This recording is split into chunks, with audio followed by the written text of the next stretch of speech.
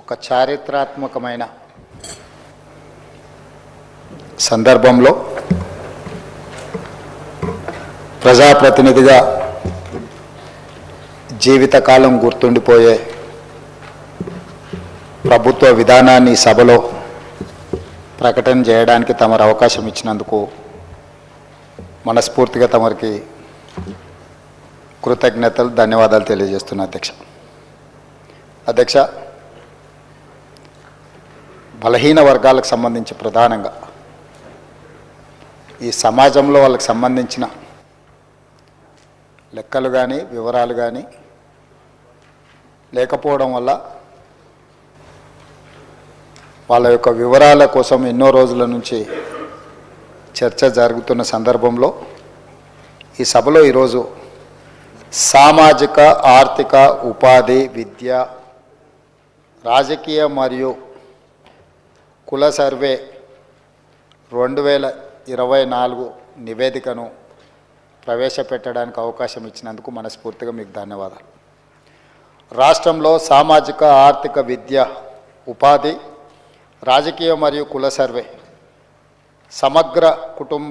సమగ్ర ఇంటింటి కుటుంబ సర్వే నిర్వహించాలనే ముఖ్య ఉద్దేశంతో మంత్రిమండలి ఫిబ్రవరి 4, 2024న తీసుకున్న నిర్ణయం ప్రకారం తెలంగాణ శాసనసభ ఫిబ్రవరి 16, 2024న క్రింది విధంగా తీర్మానించింది. వెనుకబడిన తరగతుల, షెడ్యూల్డ్ కులాల, షెడ్యూల్డ్ తెగల మరియు మిగతా బలహీన వర్గాలకు చెందిన ప్రజల అభ్యున్నతి నిమిత్తం వివిధ సామాజిక ఆర్థిక విద్యాపరమైన ఉపాధి రాజకీయ అవకాశాల ప్రణాళికలను రూపొందించి అమలు పరిచేలా తెలంగాణ మంత్రివర్గము 4, 2024 తేదీన చేసిన సిఫార్సు మేరకు తెలంగాణ రాష్ట్రమంతటా సామాజిక ఆర్థిక విద్యాపరమైన ఉపాధి రాజకీయ కుల సర్వే కులగణన ఒక సమగ్ర ఇంటింటి కుటుంబ సర్వేను చేపట్టాలని సభ ఏకగ్రీవంగా తీర్మానించింది.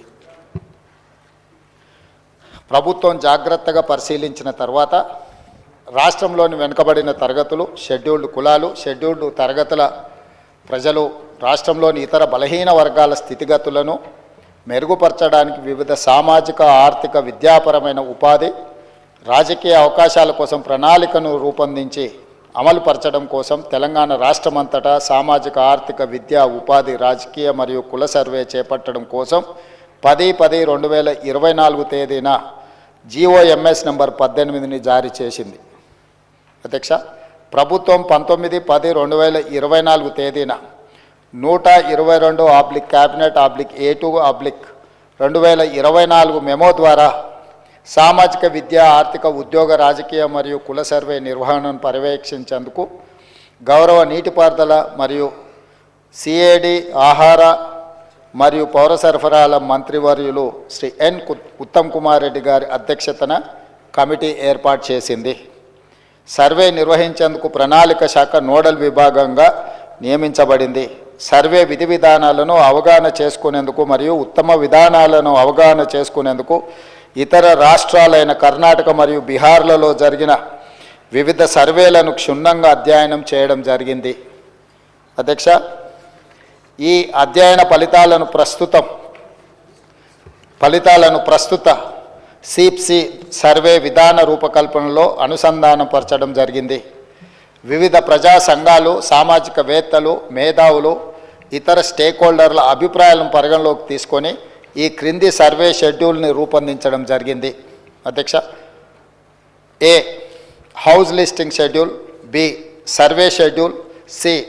ఎన్యూమరేటర్లకు మార్గదర్శకాలు, సర్వేలో సేకరించిన సమాచార రకాలు. సర్వే ఫారంలో మొత్తం 57 ప్రశ్నలు ఉండగా అదనపు ఉప ప్రశ్నలతో కలిపి మొత్తం 75 ఫీల్డ్లో సామాజిక ఆర్థిక విద్య ఉపాధి రాజకీయ మరియు కుల అంశాలకు సంబంధించిన సమాచారం సేకరించబడింది. సర్వే విధానం మరియు ప్రణాళిక రాష్ట్రంలోని ప్రతి జిల్లాను 150 కుటుంబాలతో కూడిన ఎన్యూమరేషన్ బ్లాక్గా విభజించబడింది. తద్వారా 94,261 ఎన్యూమరేషన్ బ్లాక్లను ఏర్పాటు చేయడం జరిగింది. ప్రతి ఎన్యూమరేషన్ బ్లాక్కి ఒక ఎన్యూమరేటర్ను మరియు ప్రతి 10 మంది ఎన్యుమరేటర్లకు పర్యవేక్షించడానికి ఒక సూపర్వైజర్ను నియమించడం జరిగింది అధ్యక్ష. తద్వారా రాష్ట్ర వ్యాప్తంగా 1,03,889 ఎన్యుమరేటర్లను మరియు సూపర్వైజర్లను నియమించడం జరిగింది.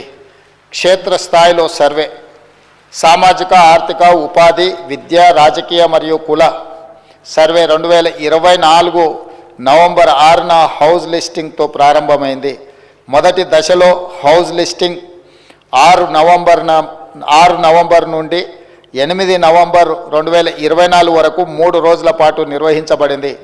అసలైన సర్వే 9 నవంబర్ 2024 నుండి గౌరవ తెలంగాణ గవర్నర్తో ప్రారంభమైంది అధ్యక్ష. రాష్ట్రంలో సర్వే 6/11/2024 ప్రారంభమై 25/12/2024 పూర్తయింది.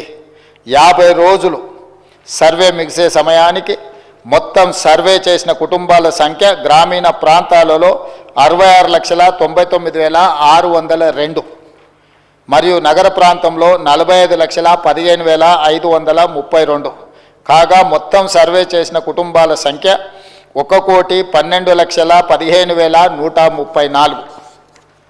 హౌస్ లిస్టింగ్ చేసిన మొత్తం 1,15,71,457 కుటుంబాలకు గాను 1,12,15,134గా ఉంది.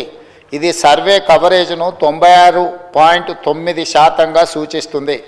ఇతర కారణాల వల్ల సర్వే చేయని కుటుంబాల మొత్తం సంఖ్య 3,56,229. ఎక్కువగా సర్వే చేయని కుటుంబాలు GHMC మరియు ఇతర నగర ప్రాంతాలలో ఉన్నాయి.